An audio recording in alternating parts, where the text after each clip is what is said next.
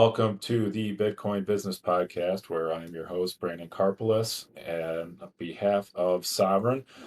Today we have business owner and fellow food rabbit hole individual, Beejay from Ketolicious, spelled KETOLISH.US. And I'm excited to have this conversation because I'm one of the few Bitcoiners who actually went down the food rabbit hole first and then went down the Bitcoin rabbit hole. I feel like a lot of Bitcoiners go down the Bitcoin rabbit hole and then end up going down the food rabbit hole, which is great. And it's funny because when I see Bitcoiners online trying to refute the ketogenic diet or the low carb diet or the carnivore diet, I know they're early on in their Bitcoin journey and they just haven't figured the rest of this stuff out yet. So, um, I came from a background where I wouldn't say I listened to the food pyramid or anything like that, but I was kind of the like, okay, if you want to be healthy, you eat chicken breast, you eat Purdue boy. broccoli. It's Yeah, yeah, omnipresent. And yes, they you, kind of drill it into you to the point where you've memorized it, just like how to tie your shoe. So even though you yeah, don't maybe believe it for sure, but you've just been told by people that you sort of trust, your teacher or your parents or whatever. So yeah. I mean, I had people that were, oh, but you got to eat the whole wheat, and red meat causes heart disease, and you can only have so much fatty meat, and bacon maybe once a week, and all this stuff. And so I took all that, very seriously. That okay, and I was super health conscious. I had a weight loss back in college. I was really overweight. I was very, very heavy. At my heaviest, I was 252 pounds. I'm about 80 pounds lighter than that today. And I got the weight off, and then I said, okay, I want to keep this weight off. But I was stuck in that eat the whole wheat, eat only the egg whites, broccoli. I was always starving, and I would be working out like crazy. I was trying to lose weight in the gym, which doesn't work. And I I started developing some really bad health issues too. I started getting eczema. I started getting asthma. My allergies got out of control in my 20s, just absolutely beyond bearable. I was taking pharmaceutical products, steroids, anything to try to help with this stuff. And no one ever suggested to me that it was my diet, that's what was causing the problems. And it's part of I it. I mean, there's sleep, there's stress management, there's getting sun, there's all this other stuff that can basically kind of produce a snowball of problems for sure. So doing certain things is going to make you feel a certain way, and then you really are what you eat, you are what you absorb, you are what you surround yourself with. Your environment is going to play the biggest part, and of course part of that environment is what we put in our bodies too. 100%. And, I was doing those other things pretty well. I did get outside, I did get exercise, but really I slept well. Really the crux of my problem was my diet. That's the one thing. I didn't what was so frustrating was I didn't even know I wasn't even doing it right. I thought I was doing it right. We all did. And yeah, man, and then I heard a guy named Vinny Tortorich on a podcast talking about this It was ketogenic fun, diet. yeah. Yeah, talking about how it's cured all these people. I'm like, "Oh, I have that problem. Oh, I have that problem. Oh, I have that problem. Maybe I should try this out." Right. And I tried it out, and things just slowly started getting better and better and better, and the more I adhered to it, and then, as I switched over to, um, better eggs and better meat and things just got better and better and better the further I went down this rabbit hole. And just for me personally, I found myself the way I felt the best was just eating the most meat possible, red meat specifically, and eggs, a lot of eggs, and minimizing the other stuff. And I kind of realized at that point that, oh my gosh, if I'm wrong about this, what else am I wrong about? Right. And so I'm supposed to be interviewing you, and I apologize. I've talked a lot about myself, but It seems like you're this is passionate about it, so it's cool. I am so passionate about it. It's something that's completely changed my life once I figured it out. So I would love to hear your version of me and my story. What was it for you that ultimately led you to figure this one out? Well, you know what? I think here's the thing about being human is we're never going to have everything figured out 100%. Figure things out the best we can, but then sometimes something catastrophic or something nearly catastrophic has to happen for us to go down, like you said, that rabbit hole, like you said in the beginning with the opener. With me, it was a number of things that were happening to me that I just was like, what in the world? Because like you, I was when I was in my 20s, I was doing all the things that, my peers were doing, all the things that they were telling you to do. And yet I was the fat one, or I was the one who, despite all my energy and despite all the exercise, which like you said, you exercise all the time, it didn't feel like it was helping you feel good. It didn't feel like it was helping you with pushing that excess weight. I would have to say the majority of people that think that that's going to be the thing that saves them, they're going to be hard pressed to find out that it's not going to save them. And I believe in exercise. I believe in going on my daily walks. I believe in, doing my chores around the house, getting physical.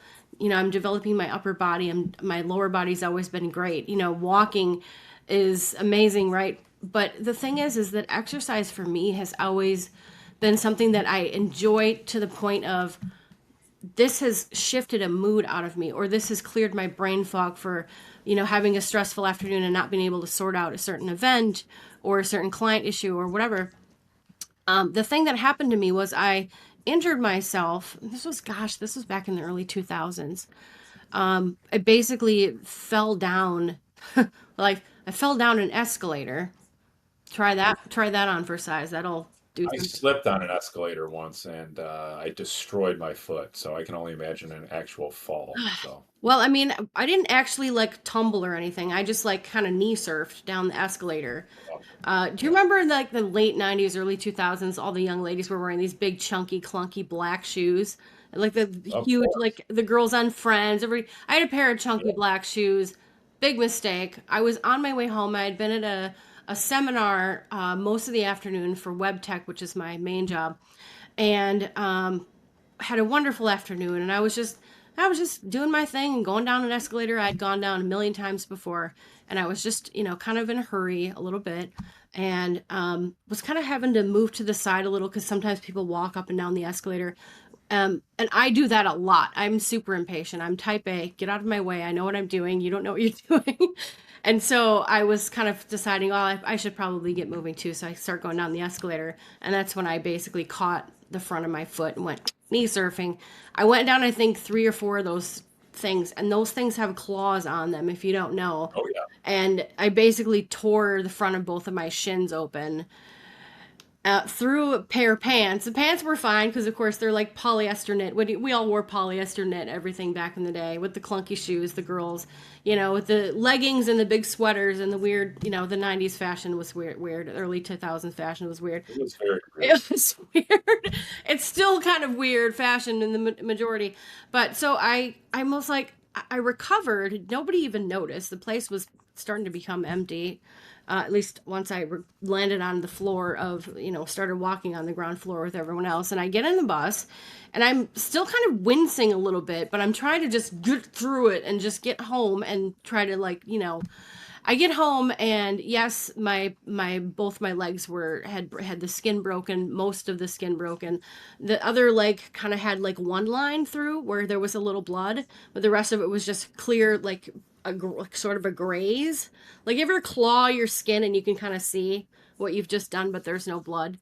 And so that happened in the early 2000s, and everything was hunky dory. I was doing great. I was trying to get my web business off the ground on the side of working full time for financial services. And my family life was sort of getting stressful because my dad, at the time, we didn't know what it was. My dad was going through what they call early onset dementia, and this is in the time when most people didn't even know what that was. Doctors didn't know what how to treat it.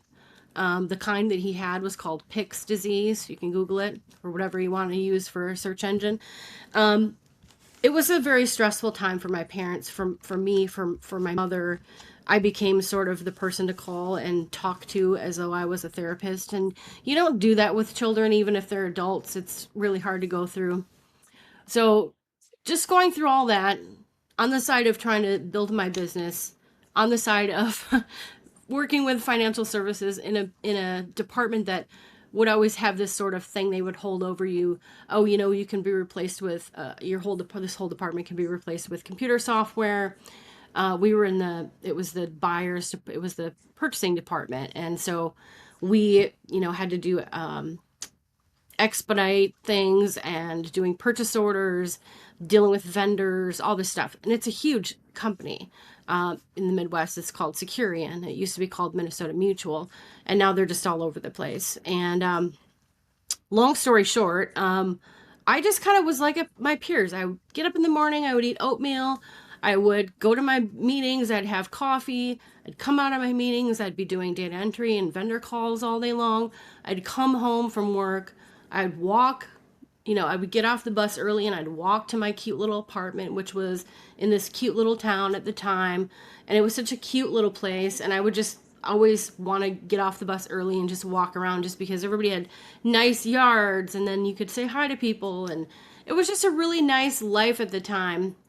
And I would come home and I would have lean cuisine, or I would cook like a casserole, or it was just normal. Everything I was doing, I thought was normal. And like you said, you have that thing drilled into you from the 70s and the 80s and the early 90s. Well, I was born in the 70s and I was a kid in the 80s and a teen and adult in the 90s. So for us, it just hadn't gone away and it's still there. The whole saturated fat, thinly veiled threats and how it's so dangerous for you and this and that and the other thing. And yet our body creates cholesterol. So the thing that had happened to me was about 8 years down the road from then, I had that sort of injury. One of my legs just sort of like started leaking. And I was like, how is this possible? Because my legs were healed. And the leg that wasn't really that bloody, that didn't get that much damage, it just had like a couple of like pocky sort of marks on my skin where you have chicken pox when you're little and you like scratch it off and you wind up with a little dent in your face. That's what I had on my right leg. I had a couple of those. It was fine. And the one on the right looked the same, except for some reason it was like literally leaking liquid. Now, my family, my mother's side of the family, has always been excellent people who retain water in a way that is very unhealthy. And so I was like, oh, great. This is my fortune that I've inherited from my mother's side of the family. And I called my mom and she's like, that's really weird that it's leaking though. But she said, you should just, you should keep your legs up as much as you can, and especially when you go to bed and this and that and the other thing. And of course, I didn't know anything about inflammation.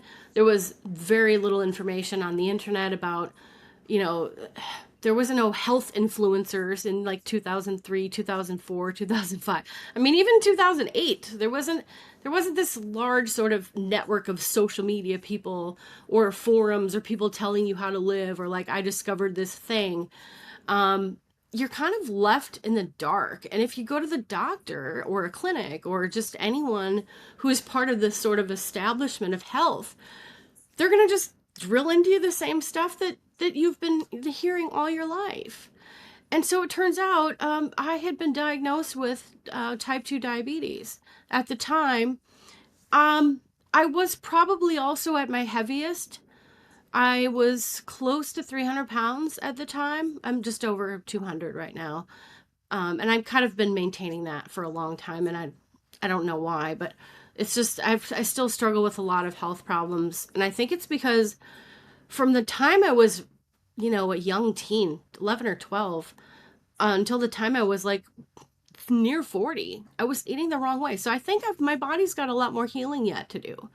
I think there's only so much you can do without being like, you have to kind of go hard. And even if you do go hard, sometimes you have to be gentle. You have to give your body a rest sometimes. And like, do these crazy things that some people do. These like 40-day water fasts and, all this other stuff. And it took me the last few years to learn that we really need protein.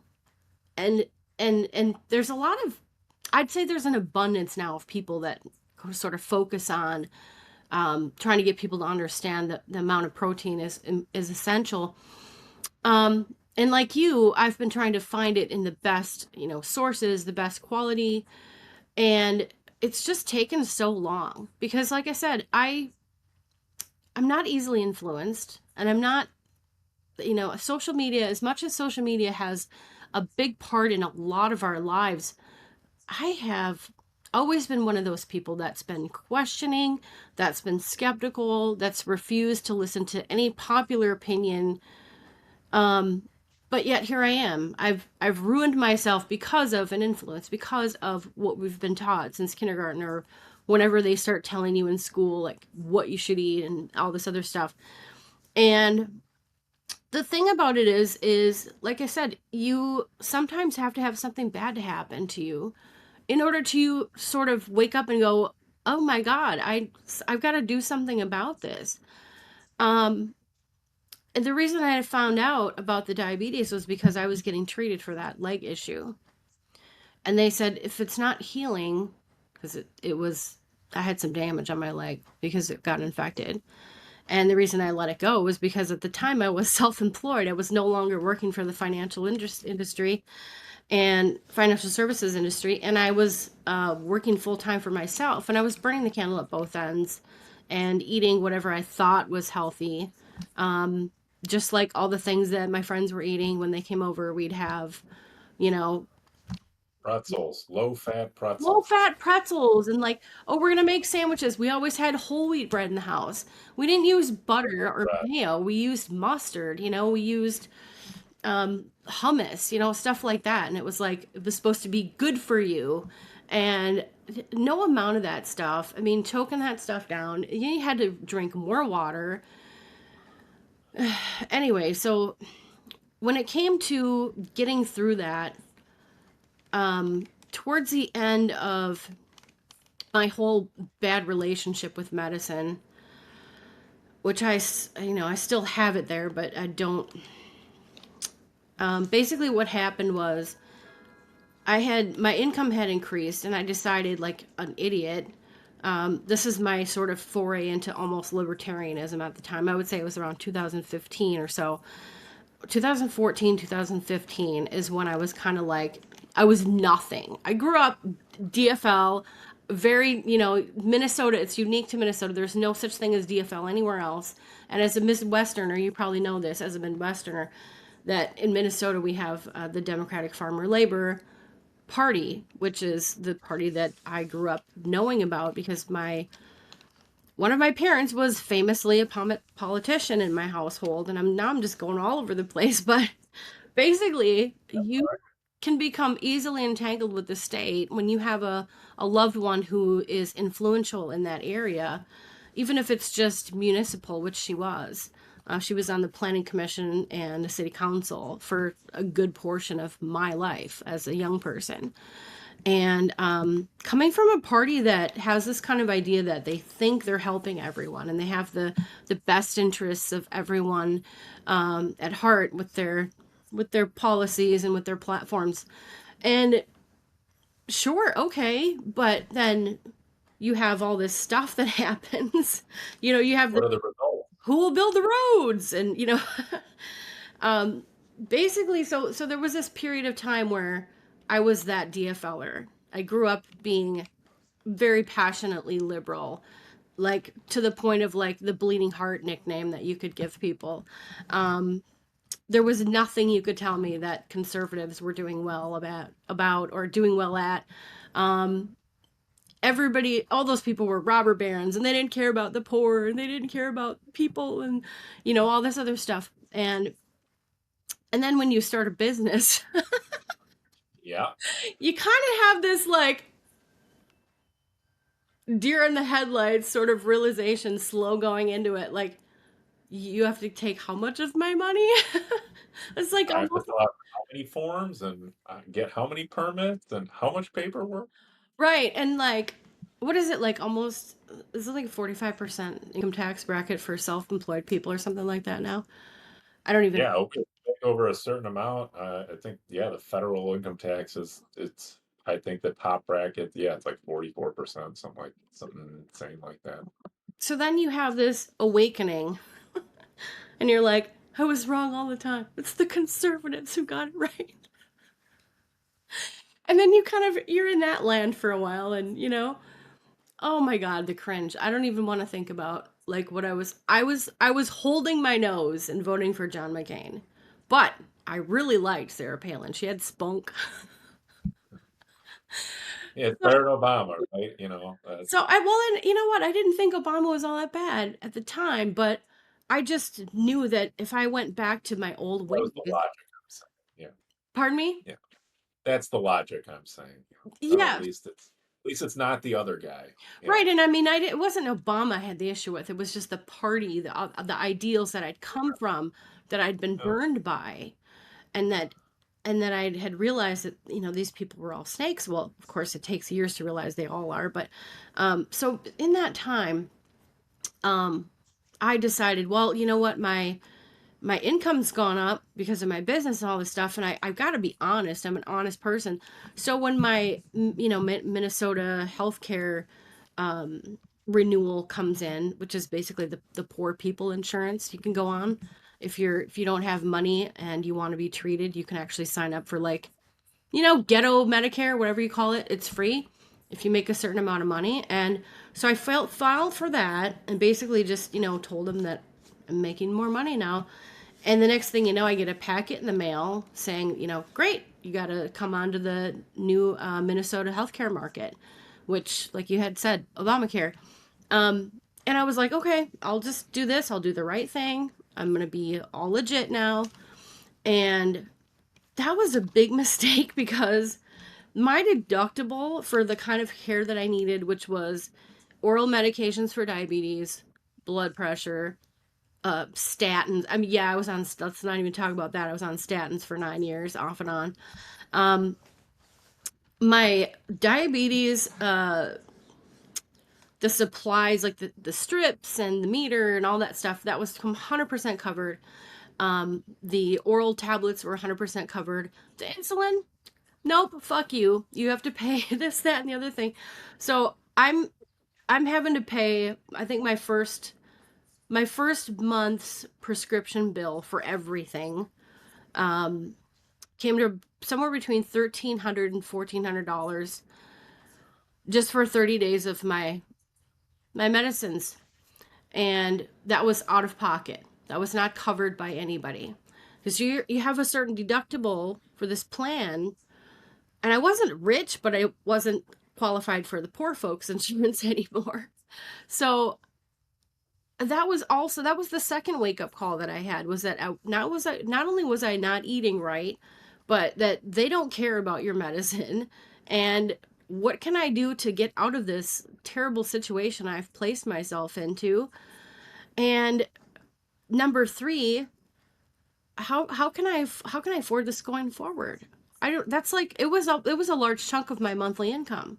I was not going to have a lot left over after that to pay for essentials. And I was like, okay, so now I'm one of those people they talk about where it's like they have the thing and they have to play a shell game. What they're going to pay this month? Are they going to eat or pay the bills or take their beds? And so I had become one of those sad little stories. And at the time, I was also having people in my ear on social media telling me about keto and low carb and all this other stuff. And so I just kind of, after that month, I did the dive. I went down the rabbit hole. I had seen Georgia Eads and Sally Fallon, and had seen the Fathead movie, and I had seen all the people talking about the oiling of America and talking about seed oils, and this is 2015, so the Fathead movie I think had come out in 2009, and it had started out to be this sort of like, is Super Size Me, were they really right, and what was that about? And then, if you know who Tom Naughton is, who people in the health sort of internet spectrum might know who he is, but I found him very entertaining and I liked the movie, but it wasn't really exactly what I was expecting. Um, I guess he was just trying to point out that not only was this stuff that people were eating, I mean, everybody knew that McDonald's is bad for you. Who didn't know that, right? But then, At the same time, you go, we had McDonald's in the 1950s and no one was fat. So what was going on then? And you're like, well, we were all eating McDonald's, just not this version of McDonald's, and well, squaring that. and can we talk about the sort of cultural difference between maybe our parents or grandparents eating McDonald's in the 50s or 60s and eating it now? Something happened between then. Yes. We're not just talking about portion sizes and supersizing like Yep. they had said in the movie, but something happened, and I'll briefly foray into something else. Um, People say all the time that if you go to Europe or if you go to Paris or whatever, there's that paradox of, oh, you can eat whatever you want over there and not get fat because there's something in the air or something in the water. There's no glyphosate. There's something different going on, and there might be something to that because I did go to the UK and Europe for about a month. I went solo as an over 50 female single with my backpack. And I just said screw it. And I went over there and I interrailed and I did all this walking around and stuff. And I will say that the food isn't that much strikingly different. If you go to a grocery store, let's say you want to get something here in the US, maybe you go to the deli and you're looking at the stuff in the deli and you want to get some roast beef or something like that. And we have like Boar's Head. We have all these, brands. They have the same stuff. Well, this is just an example. They have the same kind of stuff over there that's got dextrose in it. They have the same stuff over there that's got seed oil. I mean, they're huge on seed oil over there. So I would say that it's not that much different food wise, but there's something else because when I came back, not only did I lose 20 pounds over there without doing anything, and I was pigging out on steak, Brazilian, steakhouse. Um, I was eating basically just carnivore plus eggs and occasional cheese. But I think I was only eating like once or twice a day because my mission was just to walk around a lot and just absorb as much as I could culturally and see a lot of the things that I wanted to see. And my clothes were falling off of me. First thing that happened. So I was like putting safety pins on my shirts because they were like doing this shoulder thing, and I was like, "Why is my bra hanging out?" So I came back, and within 2 weeks, I had had probably three incidences of food poisoning and feeling violently ill after eating. And I never had food poisoning or having any sort of related to food issues before, and it scared me. And I mean, I actually was heaving at one point because there was a couple days where after the first incident, I just didn't eat for like 2, 3 days. I just tried to drink tea and water and stuff and just see if I could keep things down. And the second incident, I had had something to eat, but it wasn't substantial. And I didn't have a lot in my stomach or water in my stomach. And I was in the bathroom trying to throw up and I couldn't throw up. And my whole head felt like it was exploding to the point where I had to take myself to the hospital because the whole back of my neck and head were throbbing. And it felt like I was having a stroke slash heave attack. I mean, I didn't know what was happening. But I went in and I told them what was happening, and they did an EKG and everything on me because my blood pressure was high. Of course, everything was perfect. I had no problems whatsoever. I have high blood pressure whenever I go into a clinic. It's just, I don't feel like I have high blood pressure when I'm home alone. When I come home from my walk, I feel fine. It doesn't take me a long time to recover. I'm not really sweaty. I'm very cardiovascularly fit. So this was troubling for me. So I'm still kind of figuring out what happened there. Um, so basically, Yeah, I mean, I've gone on this I huge was tangent. it's okay. I mean, I been to Europe many times, and definitely, I think there's all sorts of issues. One is I agreed on the grocery store. A lot of the packaged stuff there is not that much different, but the restaurants are very different, and they usually use real ingredients and whole ingredients and don't use seed oils in the restaurants, generally speaking. And you're eating out a lot over there, and if I if shopped you're and like ate in an oh, good. Airbnb kitchen, or I mean, I literally would buy ground beef, eggs, and if a cheese caught my fancy, I'd pick some of that up. Or if there was some roast beef deli meat or some ham or something, I would read the ingredients and I'd put that in my, maybe But it yeah, even the sausages or even even. yeah. Even the cheese over there is, made different than the standards we have over here, and Well, yeah, because they're they're required to be like grass fed and protected because of the region and stuff. So you definitely have a better food experience by and large. I would say I didn't go there to eat in restaurants. I was on a literal shoestring. I also had my laptop. I was working through my vacation. So when I was in my apartment or my Airbnb or whatever I was renting, I even stayed in a hostel for almost a week. Everything I was doing was shoestring. And so I was literally eating like and living like a local. I wasn't eating out. I wasn't doing tourist stuff. Just had to interject that. Sorry. No, I mean, but again, that's you were just eating good stuff, ground beef, eggs, and cheese. I mean, you can eat that in the US, and generally you're going to feel fine as well. It's when you start getting into all the processed stuff, or you go to these restaurants and you're like, I just ate Mexican food.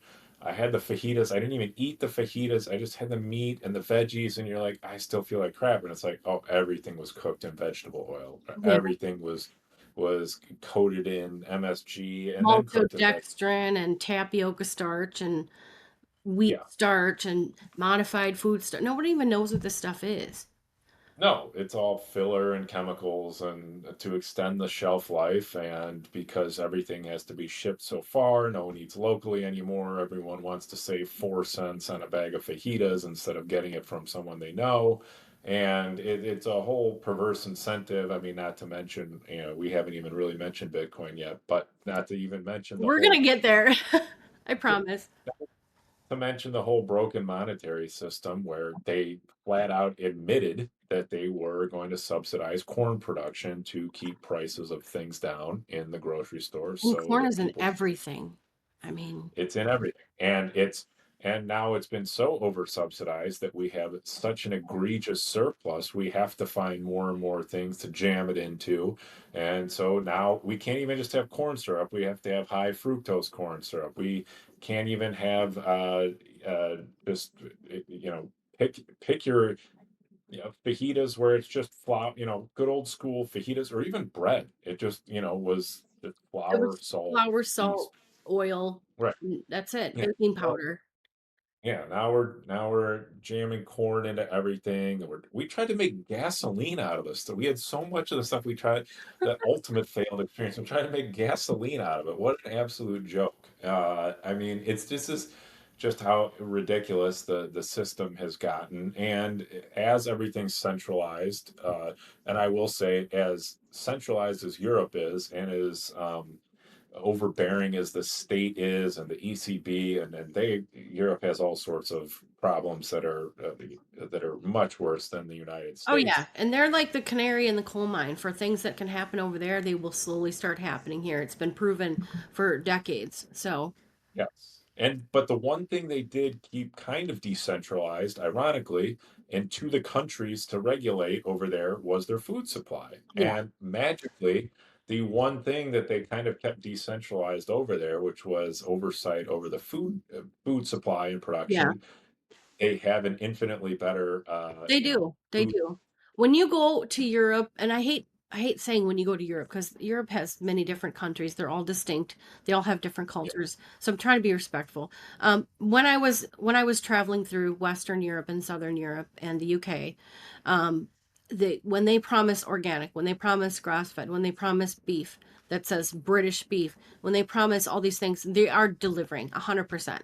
So when I'm paying an extra $2 at M&S or Sainsbury's or whatever for a steak because it says it's, whatever that quality label, I know what I'm getting and it tastes like it should. Um, because I looked the stuff up and just like you said, they are very protective over their of their real food. Of course, they have garbage food, just like the U.S. and just like other countries, and people know that when they're shopping around in the deli and they're getting whatever with canola and whatever. But the corn thing in the U.S. is very problematic, and even if it's not the word corn, there are so many ingredients that can be stuffed into something that they market to you as healthy, whether it's like a special K or a, whole grain sort of new low carb pasta that's only got chickpeas and who knows what else is in it. Those are really bothersome too. And a lot of the grain free and gluten free stuff, I feel bad because these are people that have an actual sensitivity to these things and they trust the product to be delivering what they want. And it turns out there's all kinds of crap in there that doesn't even have a real name for what it is. Maltodextrin is one of the bigger problematic foods that I have a problem with, and I'm going to stop calling it a food right there. It's a food-like substance, and it is used for God knows what. Because when I was growing up, there were lots of processed foods that we ate that I never saw that ingredient on. And I think it's just something that's added to bulk something up to cheapen it for profit. Because maltodextrin is actually a corn starch that is extracted from the sugary part of the corn, the juice, and then it's just centrifuged out into a powdery, like sticky substance, and they spray dry it on these massive belts and then use machines to scrape the powder into these bags. And then they sell it to every single food producer in America and even overseas. And then they just jam, a bucket load of it in every single thing that they make, whether it's the pasta or the whole grain bread or the gluten-free baking mix, or even in things that are marketed to diabetics and things that are marketed to people that it says sugar-free on it. No, maltodextrin is an effing sugar. It's a three-syllable sugar, and it will spike you more than sugar will. I would rather have a Exactly. little sugar in my ingredient than whatever that is. My father-in-law is diabetic, and the things that he's told by his doctor to eat are it drives me insane. It's like, man, if we could, if the medical community would just come around and be like, hey, if you're diabetic, try an actual ketogenic diet, eat green vegetables, meat, eggs, limited dairy, and just try that out and give yourself, 30 to 60 days doing that, your diabetes will be gone. But they don't want us to get healthy. They want us to keep buying the products, keep coming into the office.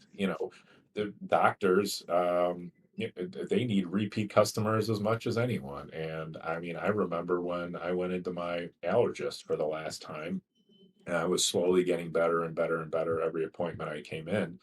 And I got to the last one, and they basically said, your breathing is fine. Have you ever thought about just, completely going off your inhaler? And I was down to like one time a day. I was up at four times a day at one point.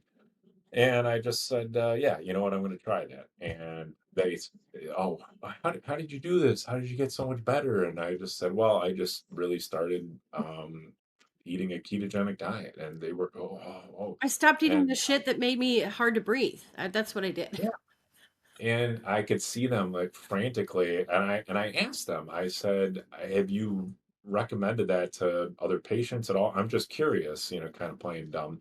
And they were like, "No, oh, well, no, we can't give those recommendations. Those are not in line with ever, And this was back in, gosh, I don't even remember, 2018, 2019, something like that. Could be today And even. Could have happened today even. I no, I know. It's just this was kind of before COVID really exposed Awakened a what lot of the people. Yeah.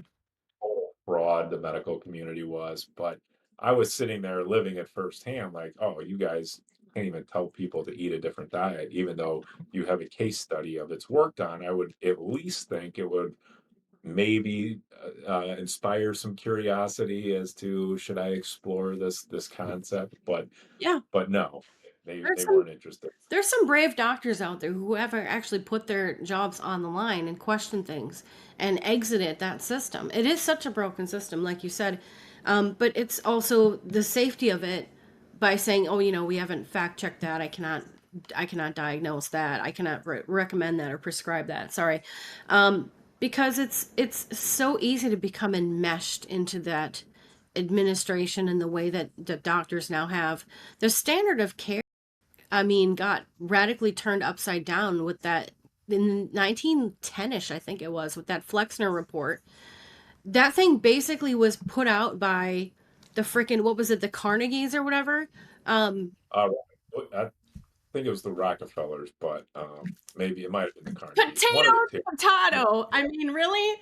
Rich, kind of. white guy that built the railroads, and now, that whole, we can blame those people for a lot of things too. But Oh, no doubt. but basically anyone who's curious about that rabbit hole, they can dig up the Flexner report. It's out there. It's everywhere. There should be a copy on the Internet Archive, so archive.org. Check that out. Flexner report, definitely out there. And it Everyone didn't that just wants. describe changes in the standard of care in the medical industry. It also prescribed, all these regulations, like people that should, taking how veterinarians should take care of pets, and how children and institutions, would have the dietary guidelines and all those things, medicines, all that stuff. I mean, it's literally, I don't even know how to say it. It's almost like a foundational document that just caused a lot of stuff. Um, but yeah, They I sell feel, us a lot of pharmaceutical based, or excuse me, petroleum based pharmaceuticals magically. yeah, but like I said, it's a broken system, and I feel bad for people that are in the medical world because they started this job because they wanted to help people, right? And I'm pretty sure that's basically like the whole reason that people get into the education of medicine, because they want to help people. 100%. That's their main, you know, intention. And then now here they are. How can they even become unenmeshed from it? It's almost like Stockholm syndrome, for people to be like, well, I can't do that. But I've had so many doctors say things like, just keep doing what you're doing, and, good for you. No, we don't need to have you take this anymore. It's hard to hear when you question, even just to play dumb, like you said. Have you considered talking to other people about this? I never bring that up because I know better. And so when the doctor says, keep doing what you're doing, you're doing well, blah blah blah. We'll see you in X months. It makes you feel good, but I go home and I realize that that person is still stuck there because of their inability to step out of their comfort zone and to risk their position, or risk their, I guess, their situation. And like I said, the ones that have exited that system, you've got your Dr. Barrys, and you've got your Sean Bakers, and you've got all these people that have just said, this isn't working anymore, and why am I fat and sick? Like, so Yeah. And I mean, I try to encourage people. We certainly do it in our family. Our pediatrician, our doctors, we pay a premium that for independent doctors that aren't beholden to a medical system, and there's a lot of value in that, because at the very least, even if your doctor is maybe uneducated, they'll at least have the conversation with you. They don't have some corporate master that they have to answer to, or some um, there is the medical board issue and these sorts of things, but even that gets diffused quite a bit with independent doctors. So we yeah, encourage the people to the functional extent health they system is growing. The big time. doctors that are, instead of being physiological and treating something with a prescription or with a method, they're actually trying to figure out, dig deeper under there to find out how it's caused. So root cause medicine has become very popular with everyone, and like you said, COVID kicked a lot of that awakening off, and I'm very happy to see that, because if that's one way that people have alerted themselves that everything we know is a failure. Everything that is a system right now is a failure, and people have been hurt, people have been traumatized, people have been, just even the smallest things are hard for people to go through. And I try to meet people where they are. When people come to me and say, "Oh yeah, I've been looking for somebody to that I can buy these kind of things with you for Bitcoin and whatever," and not not pay for the stuff at the store because it's just trash. I'm happy to do that. And when whenever people are like, "Oh, these people just learned how to be free because of COVID," and I'm like, at least they've learned how to be free. Like, why are we judging which way people come to freedom? It's to me the path doesn't matter. It's the outcome. And I don't know. I guess the more free people that I meet, the more it makes me feel Yeah. really happy. So Yeah, I mean, part of understanding Bitcoin is having to shed your ego and admit you were wrong about a lot of stuff. And that you had to do that at some point in your life. Someone that came to freedom through COVID or whatever, that's their point in their life where they're recognizing that and they're doing that. So that was you one time. It's a lot. Some I shouldn't say a lot of people, but people that you're talking about act like they were never at that point. Like, oh, I just woke up and I never went on my own journey. I never had to learn or have my ego destroyed or anything else. I yeah, just got here, the and comparison. Yeah, it's not a right. competition. No, exactly. It's ultimately about getting people to understand these things, to learn them, and unfortunately, it's going to take time. It's going to take learning, and we're tasked with basically undoing 150 years of indoctrination. I mean, this is Minimal. not some Yeah, small. Yeah, minimal. Yeah, I mean, you could argue 300 years, you could argue 400.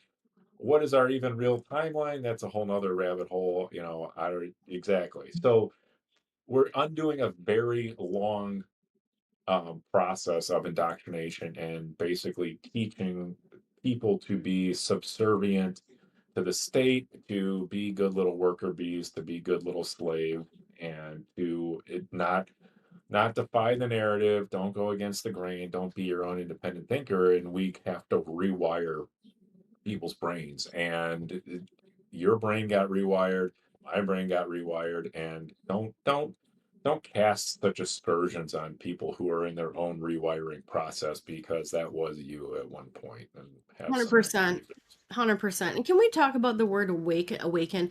I hate using that word, but I don't know what else to say because it's insulting to infer that someone's asleep or that they're not paying attention. But also the feeling of it is kind of does feel like you've been in a dream state or that you've been in some sort of not very conscious state. But I feel like it is kind of insulting. So I'm still looking for a better word to term people who are still part of, like you said, the system. And Yeah, who haven't. Yeah, I agree. and cheap I is don't an know what you. insult too.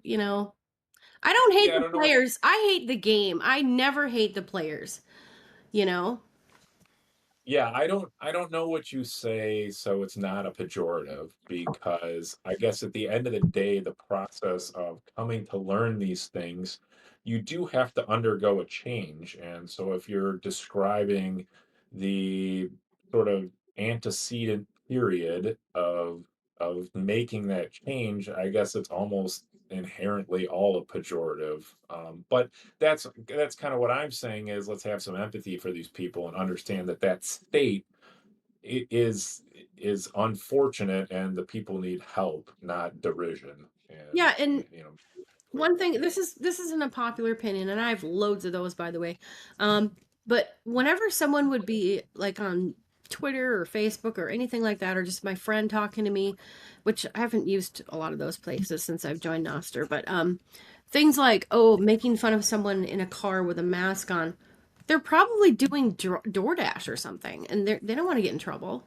Like, what are you even? Maybe they just dropped their elderly mom off at the hospital and they were told they had to wear a mask. I mean, there's just a lot of things that people do that other people are like, ah, ha, ha, look at that person. They don't even know what they're doing, or they're so stupid. And it's like, or clown world. It's like, maybe they just haven't discovered their freedom yet. Maybe that's the phrase that I can use instead of saying awakened, or they just haven't discovered their freedom yet. They haven't well, I adopted it. honestly feel bad. I feel bad for them. I really do. Uh, it's just it's hard, because I was that person at one point in time. I mean, I've talked Same. extensively about how I came to Bitcoin and had my faith restored, and I wandered away from God, and I'm embarrassed to look back at the things I did, during a 10 to 12 year portion of my life, and 100%. I wouldn't want people to look at that portion of my life and be like, "Oh, well, he's an idiot, or he doesn't understand it, or he doesn't get it." And it's like, well, sometimes we have to go through transitions and make bad decisions, and hopefully, um, that's a big part. I pray for a lot of those people now that I Everybody want, has to crawl to walk.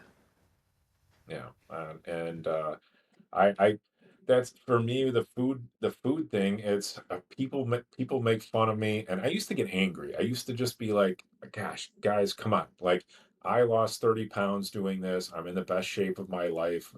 Why do you think this is so crazy? Like, how is this so nuts? And I would just get so angry. Yeah. And now I just don't even say anything, and I'm just like, I'm gonna pray that you actually realize what you're saying, and that you're just fighting your own inner demons of not willing to accept that what you've been told is wrong. You're not willing to admit that what you've been told is a lie, and I hope you are not stuck in that position for the rest of your Right. life. And that's what we say in our head. We don't say it to that person. We're just like nodding our head and Yes. going, okay, because Yeah. I ever since like I want to say even 2015, you see the world becoming more confrontational with their friends and their relatives and whatever, and it becomes this whole thing where it's like, oh, don't talk about this at Thanksgiving, or don't say this next to the person sitting you on the bus next to you on the bus, or it just became sort of everything was like provocation theater. Everybody wanted to bug you about something or ask you something just to get a rise out of you, and I actually have had that same issue in the past.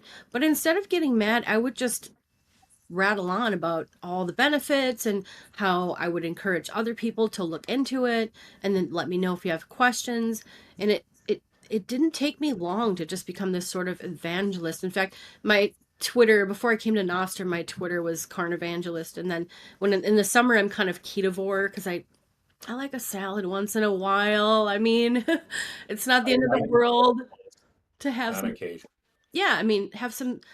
I love to go in the kitchen and put some fresh, trimmed green beans into the steamer, and then I pull them out until I pull them out when they're just about done, and then I fry the fuck out of them with butter and a little garlic, sometimes a Oh, sliver of mushrooms. It's really a nice side dish with a steak or with your favorite chicken or whatever kind of meat heavy dinner you're going to have. Just meat and greens were my thing for a long time. And then I had to kind of lay off the greens a little because I would start to get neck pains and other things started to happen to me. And I've always been a person that would just not really overcook my vegetables. And I've sort of learned that that's better for you in terms of oxalate intolerance if you have one. People that find out, um, if they do the Googling and they're searching online about oxalates and the kind of damage that they can do. Um, I would say more majority of my pain was from um, starchy foods that we were told were low fat and good for us, but then the other sort of small half of that would be from just eating tons and tons of things like spinach and kale that we were told were good for us. And it took me a long time to get off of that. And that's why I still kind of pull back in the spring and summer and get some garden veggies into me from the farmer's market or from friends or whatever. And so I feel like it's not a cheat, but I deserve the pain the next morning if my neck is stiff again from but um yeah, so talking about my path to liberty through food is that's basically you described it not in the same words, but the way that you described it is basically what happened to me, and learning how I could put my diabetes into remission. And I actually was able to supercharge that with more of a carnivore-ish lifestyle because keto wasn't doing it all the way for me. And I think that we're so people like you and I who are kind of already in this sort of low carb and keto sphere and kind of real food for health, we're already tuned into that thing that we're told that keto is so good for you, and uh, fueling yourself with fat instead of glucose is much seems like the preferred thing that your body sort of feels the best. Um, but I also think that there's also so much focus on getting into ketosis and people crying that they're not in ketosis. And it's like, oh my God, I ate broccoli and it took me out of ketosis. And it's like, it's okay. You're not failing at keto just because you're not always in ketosis. It's just a good word to Put the stress away. It's gonna be okay. right. I mean, it just seems like there's this kind of air of perfection and the great score that they want to get with their mojo reader or whatever. And I've the last time I used any sort of thing to detect whether I was in ketosis was in 2000 when I dabbled in Atkins, and of course I did it wrong. Was the little sticks that you would pee on at the work bathroom. That's what I was talking about. Yeah. Put the sticks away. Yeah. Right? I Or mean, the sticks. Yeah. it Yeah. was a neat trick at first, and then it was like, okay, I'm not paying $15 for a vial of sticks anymore because I felt better, and I think that that's the best indicator. And then, of course, your breath and the urine and all those things; those are all very good indicators that you are either creating ketones or you're in ketosis, one of the two. And I just decided I don't chase that stuff anymore. The only thing I chase is my blood glucose number. That's the only thing that matters to me. And I test 3 times a day. I don't have a CGM. I don't think I'll ever have a CGM. That seems to be another sort of pie in the sky thing for people. Oh, I don't have a CGM, or it's like, let's not compare our journeys, people. There's some of us can just test 3 times a day, and if we're doing all right with those 3 tests a day, I wouldn't want to have to put myself through the possible stress of knowing all the time what my number is. Because you know what? We're human, and cavemen didn't chase numbers. We didn't use my fitness pal. I mean, maybe that's what all those hieroglyphics were. Yeah. Don't subsidize corn, I think was, yeah, those were the hieroglyphics. So, I mean, we're not suffering from a deficient in tracking things because the world of health and people tracking things is just enormous. Everybody's tracking everything. We're tracking our sleep. We're tracking our, I mean, there's no number of, especially in the sort of the freedom tech and the health sort of sphere. So everybody's tracking everything. You know what I don't even tell you, Brandon, is I don't even know the price of Bitcoin right now, and I could give less of a fuck. I really don't care about the price of Bitcoin. The only number I care about is literally my blood sugar. And like, what time is it? I have to be somewhere. That's about it. Yeah, I mean, it taking taking your health back, I mean, that was the first time I felt like I truly had control of my life. Like, I was beholden to a doctor, an allergist, the things they put me on. I couldn't if I left the house without my inhaler, I was like, "Oh, man, I'm not gonna make like, I have to have it." I was beholden to something else, and I never really had control of my life, and that was on the health side. That was the first time I was like, wow, I can actually do something to control this. I don't have to listen to someone else. I don't have to be beholden to another institution to sort of guide me through things and keep me going. And Bitcoin is sort of the financial Yeah. version of that. You've got There's ungovernable health and ungovernable money. Yes, and now I don't need a bank. I don't need an employer. I have money that's better than everyone else is using, and I hope to, and I'm able to control my life now because I took control of a better money. And just like I took control of better food, it's the same thing with Bitcoin. And I love the food Bitcoin overlap, and I so now let's use this as a good opportunity to segue into Ketolicious, what you're doing, how you've incorporated the two together, and what it's like having Bitcoiners as your customers and as a reliant base of people to do business with you. Right. And you bring up a good point about money that's better. I'll get to that at some point. But so Ketolicious was just sort of a brain fart in my mind because as we had spoke before about my sort of journey into, removing junk from my life and finding out that that was the thing that was, keeping me from feeling good and keeping me diabetic.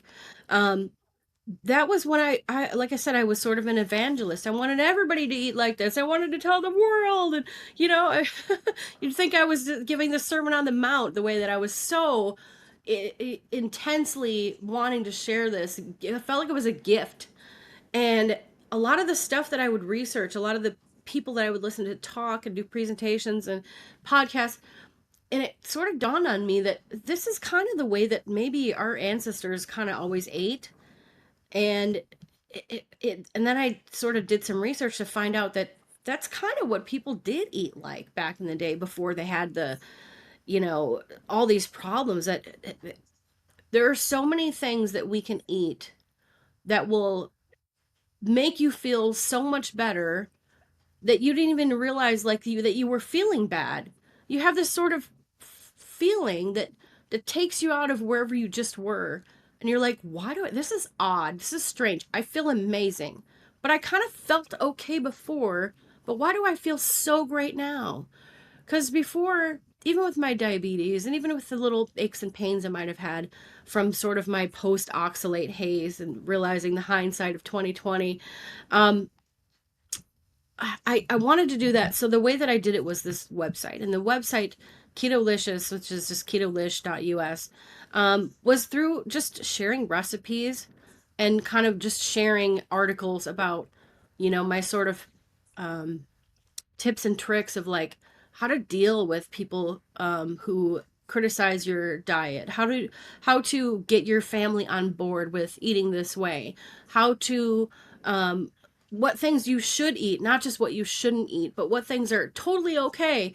Because this sort of focus on, there's a lot of memes and things on the internet about how low carb and keto is just, oh, it's so restrictive and you can't have this and you can't have that. And it's just, there's so many people out there complaining, I can't have bread and I can't have this. And it's like, no, you can have bread. Nobody's forcing you to not have bread, but you're going to learn one way or the other that that might not be helpful for you in this journey if you're going to choose to take it.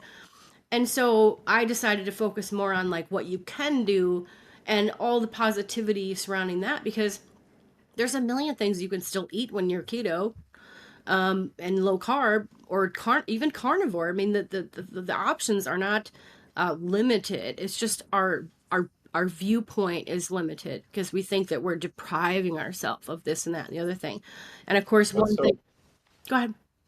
sorry to yeah, what's so crazy too is that once you start really doing a carnivore diet and taking it seriously, you don't even want that other stuff. The bread to me, I see bread on a table. I'm like, I don't want that. That is not appealing to me. Like that doesn't. Skull and I see, crossbones. I see pizza, and I'm just like, I don't care. Great, half Poison. 90% was obsessed with this food, and I have to have pizza. Like my brain doesn't even want it anymore. It Off has the no radar. interest. Yeah. So you all these, oh, it's so restricted. It's only restricted because you're kind of addicted to carbohydrates and spiking your glucose and the mouth pleasure and the way it makes you feel. Like you're just a different kind of addict. And it's unfortunate, but it's true. And you will cleanse yourself, you will detox your body from it, and your diet doesn't become restrictive, it actually becomes simple. And my life has gotten so much easier because I know for lunch, I'm going to eat some ground beef, a couple of eggs, and then for dinner, I'm going to grill a steak and maybe I'll cook some asparagus or maybe I'll grill some carrots. And that's it. As before, it was, I have to make this and incorporate that. And well, we had beef yesterday, so it's got to be grains today. And it's like, oh my gosh, it was like cluttering. It took up so much time and energy in life just planning out. Well, we had Chinese yesterday, so we Yeah. need to have Indian today, and oh, that's a Yeah. burrito tomorrow. And like it actually kind of is liberating having less choices, but The you can't paradox blame of choice and the curse of like variety. I was somebody who would always complain that I didn't have a variety of things to eat. And then I would waste so much food because you're buying this and buying that, and you were entertaining, or you want to create a recipe and you're trying to follow the recipe, or you're developing a recipe. And next thing you know, it's like, oh my God, I've got all this waste. And I would say the keto and carnivore really eliminate a lot of the food waste because you're absolutely eating everything that you make because it's so delicious. And it's so easy to be satisfied on a small amount of food that you don't really have a lot of leftovers. And meat tastes best when it's fresh. So why would you fuck around and like make a whole bunch of meat and then, I mean, if you have the problem where you need things ready, I understand some people love cold steak bites. I usually have a Ziploc bag full of bacon going in the fridge. I make a pound at a time. I mean, I'm not going to mess around. If I feel like one of those times where it's like, I'm a little peckish, I don't have dinner for a few hours, I'm going to have a piece of bacon. Just go in there and grab some bacon. But you're right Yeah. about the variety because it's a curse. It's a curse. Food has become such a cultural, I mean, food is literally king right now in Western society. It's what we all gather around to enjoy with each other. People are arguing on the internet about which fast food restaurant is better and whether pancakes and waffles got to go, or you know Is which a hot dog a sandwich? All the important questions of which our era. spicy chicken sandwich is ruling the world right now. And then you've got the brands of this toxic garbage that all argue with each other online, Wendy's and Popeyes and Subway, and who the hell Arby's, I think, is really based, it's so-called based according to all their customers and fans. These people are so trashy that they've literally lowered themselves to the sort of common denominator social media nonsense arguments for like rage bait, engagement farming, whatever you want to call it. And people love it. They're eating it up. And it fuels TikToks and it fuels Instagrams and it fuels YouTubes. Hours and hours and hours of people on YouTube eating stuff on camera and reviewing like whether Dunkin' Donuts has the best slam and frosting with who knows whatever confetti garbage they put. I don't know what the fuck people eat. I know if I go to Burger King in France or something, I can get a Whopper without a bun and nobody's going to look at me funny. But I don't really eat out a lot and I don't eat fast food. I couldn't even tell you what's on the menu most of these places because 99% of what I put in my mouth, I just buy it and I bring it home and I cook it. And also, I don't have the kind of income that can afford to eat that kind of stuff. Honestly, and the other thing is, you go to a restaurant, and I mean, unless it's like a really fine dining experience, 9 times out of 10, I go home and I'm like, I just spent $30 and it wasn't even good. I mean, I can cook better than most of the places I've eaten out at. So, Yep. talking about Ketolicious, I was offering these recipes, and I still post a recipe a day on Nostr, Monday through Friday. You'll find a free recipe for me. You're welcome. Um, and They're good. By the way, if people haven't checked them out, there's some dynamite recipes on there. My wife and I have done a few of them. So oh, well, I'm so glad to hear that. Um, yeah, so I started with that. I wanted people to understand that there are things that you can make to transition yourself from the lifestyle that we're all used to of the variety and the stuff we're not supposed to eat. And I think that if you can get away with making baked goods that are using alternative ingredients and things like that, and they don't throw you off your track, or they don't take you away from meeting your goals, I think those things are fine in moderation. I do. Um, I personally, for me, it's just a slippery slope. But I was developing recipes for so long, and in the beginning of my journey of being low carb and keto, I decided to make that stuff for myself and then just share it. So even though I don't eat that way anymore, and I don't eat, baked goods and keto breads and that sort of stuff, I still make those things for other people. I make them for my family. I make them for our agoras that we have. And so I feel like, why not share it? yeah. So I mean, I will say to that extent, even like a special event, like a Thanksgiving, we'll do one of those like a keto bread, and instead of having some store-bought French loaf or something from the grocery store, it's like we'll make a better version of it. It's like, okay, yeah, it's Thanksgiving. We're gonna have this once a year event, or it's Christmas, or it's Easter, and it's like, yeah, okay, this is less than 5 times a year. and we're still eating a much better version of it. We know where all the ingredients came from. We made it ourselves, and it's a better version of it. And so it's like, okay, if we're going to have this sort of treat meal, this exception, this sort of celebration, we're still making a better version of it, and we'll do that instead of whatever other crap we normally would be eating. And yeah, like to your point, it's not an everyday thing. Don't make a loaf of this a week and use it for a sandwich every single day for lunch. Like that's not the point of it. They're alternatives to have in unique situations. So Yeah. And so then I accidentally started making jerky. It really was an accident. I personally grew screw up. up. Sorry, did No, you screw something? no. It was I started making. I wanted to make it. I always wanted to make it, but the fact that the way I started to make it was an accident.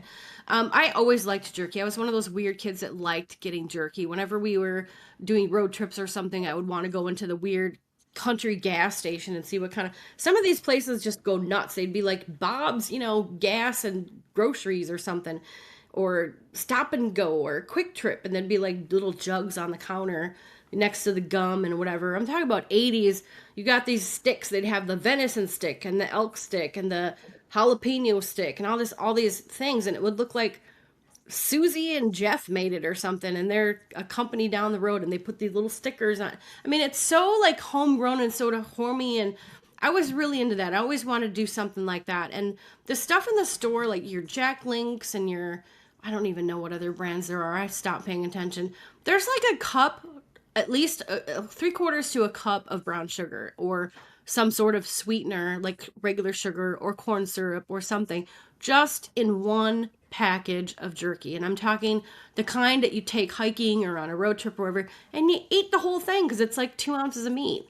Or you share it with your seatmates or the people in the car, and everybody has a bite, and it's like, wow, this is really good. Well, yeah, because it's fucking sweet.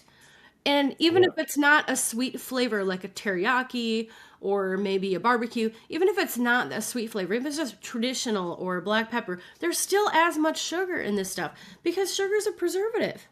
It's a preservative for food, but it is not a preservative for our bodies.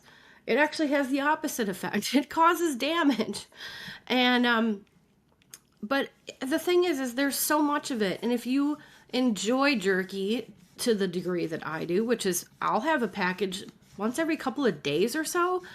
I don't try to get high on my own supply, but it's tempting, so I kind of do it. There's nothing wrong with that. I mean, Well, if I have a batch of pieces that aren't perfect, and there's or some that come out of a batch that aren't, I call them my ugly pieces. I eat those. Those are mine.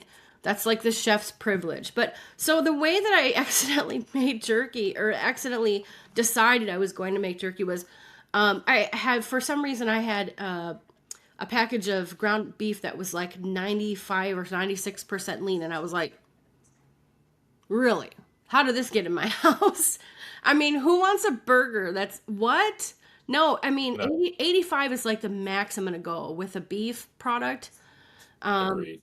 And so I was looking on the internet. God help me. I was on YouTube and other places, and there was people making jerky out of ground beef, and I'm like, I'm going to do this. I'm going to make this into jerky just for myself, and just being a lover of jerky. I thought, well, it's going to be better for me because then I can quit the crap in the stores, which I was having a hard time with because it's addictive. They make you addicted to it. And they also put wheat in it. Have you noticed some brands have actual wheat in the, like, what are we doing? Yep. So I started to combine different recipes before I went in head first, because I'm an Aries. I used to fly by the seat of my pants in life and do all kinds of things without considering consequences. And I've overcorrected over the years now to be like one of those people that I even plan a purchase for like $5 on Amazon, read all the reviews. Like, this is ridiculous. I've overcorrected to the point of insanity. So I've learned that you don't need special equipment. You don't need like a dehydrator or a jerky gun or any of that stuff. You don't need special flavorings. Anyone can make jerky for themselves at home. And the way that I learned was this guy had figured out his oven mark. If you go below 200, for people that don't have digital ovens, I have an old school oven. If you go below the 200 mark, and you stick a probe in your oven or something, every few minutes go back and measure the temp, you get it down to between 155 and 165. There's your sweet spot. And then you just leave it. Don't touch it. Just leave it. And while you're making your jerky, which doesn't take long, or while you're rolling it out, but basically, you could take any kind of seasoning that's in your cupboards. If you've got like Montreal steak, or you've got some sort of whatever seasoning that you like, you can mix that 1 to 1 with a liquid. So it can be water, it can be liquid smoke, it could be tomato sauce, it could be any liquid that's low in sugar and is wet. I mean, so you've got your seasonings, and then you've got your liquid, and you mix it into kind of a loose paste. I'll say a loose paste, not a slurry, because jerky for slurry is muscle meat. It's not ground meat. And then what you're going to do is you're going to combine this into your meat really well. And what I like to do is I use one of those really heavy gauge wire potato mashers. Have you seen those? Looks kind of like Of a course, fridge coil. I'm not talking about the kind with the holes in it, but the kind that looks like a coil. And I know exactly what you're talking I use that because it doesn't cause the meat to get warm. If I used my hands, it would get warm. I don't want the meat to get warm. I don't want the fat seeping out of it. There's very little fat in a lean hunk of jerky meat. So then I put it in the fridge and I let it rest. An hour is the minimum. Anything longer than 2 hours, you're going to toughen your meat. So then I put it out on a clean counter with parchment below and up on top, and I roll it out. I've got a bamboo roller, and I just kind of press it all over the place until it's like quarter to an eighth, no thinner than an eighth inch. And then I score it and I put it in the dehydrator. I've got a 9 tray Excalibur. But before I did all that, I was just flattening it with little pieces of parchment and Ziploc bags. And then it would be a disc, and I would lay it on a metal tray and put it in the oven the way this guy said. But I had used different ingredients, and I also put a tray on the bottom floor of the oven so that if it did drip, it would catch it. And I magically made jerky that way, and I sent some to my friends, and they were like, "This is good enough for to sell to people." And I was like, "I'm not gonna do that. I'm keeping this for myself." But then other people had heard about it, so I sent the recipe up on my website, set it up on my website, and then I shared it with people. And some other people had told the people that I sent some of the jerky in the mail to had told other people, and they're like, "Well, I think you may need to make me some." And I'm like, "How much would you pay for something like that?" And of course, all my friends on Twitter and other places along the internet are they're all still very much fiat, and I was taking that for a long time for my jerky, and I can't complain. It was paying my bills, and I was able to find a place to get my meat. There's a market literally in my neighborhood. It's just down the street. And it's one of those like old school Italian markets. Being in Chicago, you might know about these kind of places where they sell liquor and Italian groceries like red sauce and garlic and every kind of imported olive and all this other crazy stuff. And then they also have their own sauce that they make, and they make pizza and all this other stuff. But then they also have like a sort of half-assed butcher. It's not full service. You just get what you get. And they'll sell bags, 3-pound bags of ground beef, and it's 93% lean. God knows who buys that stuff and for what. But you. I buy it to make jerky. They're a cash only operation. They were one of the last in the whole entire state to abide by the mask mandate. They were like, fine, we can't afford to be closed for too long. So they were just like, whatever. And they put the little sign out on the door, but they didn't care if you didn't wear one. And they didn't say anything to anybody. So nobody was being a dick. And so that's why I started supporting that business, because no, they're still fiat. They're not Bitcoiners. I could probably sit there and have a meeting with them and try to get them to do it. But I would say 99% of their customers are fiat people, and they're not going to do, I mean, they're not going to rely on that. But if I had the chance to do it again, I probably would bring other people with me. Orange pilling is kind of a precarious thing to do, and it's As been a really. company who does it for our source of revenue, it's tough. It's a challenge for sure. It's hard, and people are not always receptive. That's for sure. So when I was making this and just for friends and stuff, this was back in 2019. And I had already heard of Bitcoin I think I had heard of Bitcoin when it was, for me, it was probably 2013. I had friends online that had talked to me about it and tried to orange pill me. And of course, nobody knew that phrase back then. It was just, this is kind of more recent. And I thought these people were nuts. They were buying these fucking machines that looked like fans. They were, I mean, at the time, this is my then brain, not now. I know it's a minor. But I was like, wait, so you guys are making this weird internet money and you're able to do stuff with it? And I'm like, wait, why? I was so confused about it. But then in 2019, I had already heard about it. I already had friends that were literally Bitcoin millionaires. I had, discussions with all these people about why it's better. And of course, between 2017 and 2000, well, today, I started to hate the state. And I was like, well, this is anti government money. Why isn't everybody using this who's a libertarian or an anarchist? I couldn't understand it. And somebody actually asked me, do I take Bitcoin? And I said, well, I'm gonna now because you asked, and I want my meat in everybody's mouth. So I started to kind of learn a little bit on the side what it all was, but it was I took my first sort of small course in 2021, and that was with John Bush from the Freedom Cells. And he actually still has that course. And the wallet he recommends isn't great, but it's a good starter wallet. It's a normal wallet. It's not a hot wallet, but there's no lightning on it. And so I had to migrate off of that in the last couple of years to something that was more compatible for the kind of lightning customers that I have. But basically, it just kind of went all from there, and it kind of spiraled in a good way. Sometime between 2021 and, or excuse me, 2020 and 2022, it had become more than just a little hobby. It had become sort of my actual side gig that was supplementing my normal income. There was one month, I can't even remember, where I had over $800 in jerky orders. And I was looking at that stat because it's like on your dashboard when you log into your website, which I built myself, by the way. When you log into your website, I'm not using like Shopify or any of that garbage. I just kind of rolled my own. And I was like, this is really going to be a thing now for me. So it's still a side gig. I make it to order.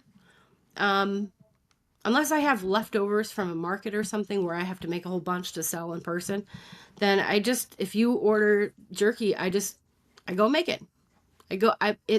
Anybody can do this, and it's incredibly freeing. If you find a good source for meat, even if it's just conventional, it's not organic, and you just want people to eat good things, you can start a jerky business like I do, like I did. Anybody can do this. I think that my flavors are unique. I think that the way that I make it is unique because I'm not using guns or shooters or casings or any of that. I roll it like it was dough and I score it and I get little kind of like little flat fruit roll up things out of it. And By the way, I didn't even know there were such thing as jerky guns or shooters. Or this is all news to me. I just assumed it was strips of meat that people dehydrate. I didn't know it was coming out of caulk guns or something. well, when I went down the jerky rabbit hole, like trying to figure out how to make it when it's ground up, like the way that I did, that's kind of when I learned about those kind of devices and whatnot. But yeah, so now I would say the majority of my customers are not fiat customers; they're Bitcoiners, and it was a slow sort of evolution. I take everybody's money. I got people that come over and we meet and I give them jerky and they give me cash, or we do a Venmo or so. I mean, I don't like to have to do all kinds of things and be everything to everyone, but your money's just as gold as the Bitcoin. I mean, for now. But I do tell people about it, and they either say things like, "Oh," they dismiss it. They're kind of like, "Oh, it's silly," or "Oh, I don't know if that's very reliable," or just, I mean, what do you say? I have so many other things going on in my life sometimes that I just kind of leave people alone. I don't want to be that person. But yeah, I mean, It's tough. I mean, it's convincing people again. there's also a delicate balance of orange pilling people. You're basically telling them they're wrong about something. So you're confronting them saying you've incorrectly assessed something, and I'm here to set the record straight for you. So it is kind of inherently confrontational, and there is an art to being respectful of them and Really? pitching it. Maybe you're not wrong about everything, but you just haven't heard about this yet, or Hmm. it's a delicate balance because you are dealing with people's preconceived notions that they believe to be correct. So, So I, was gonna say, I'm glad you brought that up because I took your little quiz on your website the other day. oh, the silent quiz, yeah. Yeah, and I got 94%, but I didn't get like which ones were wrong. The email that I got was a confirmation subscription, and I was a little disappointed because no report followed. I thought I was getting a report by Well, we're email, gonna have to change that. I'm gonna make a note of that right now. We'll have to make sure the report unless I follows. misread the call to action. Did I misread the call to action? Was that the end of it? I just got the score on the screen. There should be a report that goes back to you and then has different recommendations and things like that. I probably have But to click confirm then, a double opt-in. okay, No problem. maybe, yeah, yeah. But Um, I'm so glad that you brought up the whole orange pilling as a conference. I don't believe that that's true. I think that because you're in the business of offering a service to people to help orange pill people and to help other people orange pill themselves, I think that it's more like, hey, I have this other thing that I accept payments for, and it's kind of different because nobody can tell you how to run it. Nobody can tell you how much you can make. Nobody is monitoring it. There's no bank attached to it. I feel like I'm coming from the freedom angle and from the don't tread on me with my money angle rather than the well, you're doing it wrong angle. So that's just I just thought it was weird. no, I well, agreed, and you can come from it. You can come at it from both angles, and so it's it's like you said, coming at it from the helpful angle of, or hey, I'm just here to educate you about this new thing, or here's a way to get yourself more freedom. Here's a way to help yourself opt out of the system that I know you don't like. That I know you're not a fan of it. So here's some other ways to help get out of it. And yeah, I mean that was my point in saying how you frame it is really important. I got you. Because yeah, and you're exactly right. You do want to frame it as this is me helping you. Like this is a benefit that is going to accrete to your life and to your financial well-being, as opposed to hey, the way you're doing stuff is retarded, and you're a retard for thinking that. So I see that attitude very prevalent in the freedom space and the Bitcoin spaces. Is that yes, that's all clown world and we're better than you on this mountain of Bitcoin. It's like, no, this is not an attractive way to get people to sign on to your, you know, your thing. And your so freedom. Because if freedom looks like what you are, maybe it's not so attractive. I think the benefit too is explaining that even though it's a little more complicated and it's slightly less convenient, um, that's like the benefit of Yeah, that it. the personal the personal responsibility is the price of admission to an infinitely better future, to more independence, to more control and autonomy over your own life, and that that man, it's so valuable and it's so worth that work that it's hard to explain until you've lived it. And and and again, that's part of the hard part of orange pilling too, is like your life is going to get so much better once, in 4 years from now, in 5 years from now, when you adopt this new money. The improvements in your life are going to be manifold and exponential, and explaining that reality to people is also really hard. Yeah. I think the price of freedom is always going to be self accountability and personal Yep. responsibility. And it's been said a million times, and I'll say it again that if you want to untangle yourself from the abuse that all this stuff is you have to take care of yourself. And who's gonna take care of you? I mean, who is building the roads? Well, sure, that's the whole argument. Oh, you got to move to Somalia. But those are things that we all joke about, of course, but the roads have always been built by the same people. It's just that they're going to be paid by a different way. They're going to be paid by a different system. And if we go back to the way it was before 1913, wouldn't that be great? But it's not going to happen. And that's why I believe that, and I'm not a defeatist. I'm not like, well, shucks, it's just, we just have to deal with it. No, I'm an anarchist. And what do anarchists do? Anarchists just side along from all that bullshit. We just bypass all the nonsense. We don't fight it. We don't stand in the Capitol grounds and we don't tell people to vote for this guy or that guy or this guy's going to win and that guy's. We know that there are no political solutions to the problems that we have. We have to be the solution to the problems that we have. How do we do that? We create, we build, we exit that stuff. Maybe not physically, maybe just, paperwork wise and just bypassing everything and ignoring the tyranny. Your decentralization is the exit. We're proving that with money. The ultimate decentralization is taking control over you, the individual's life. That is the most decentralized you can be. That is Yeah. one of 8 billion nodes. You, Wouldn't it be you nice if running, every individual was a country?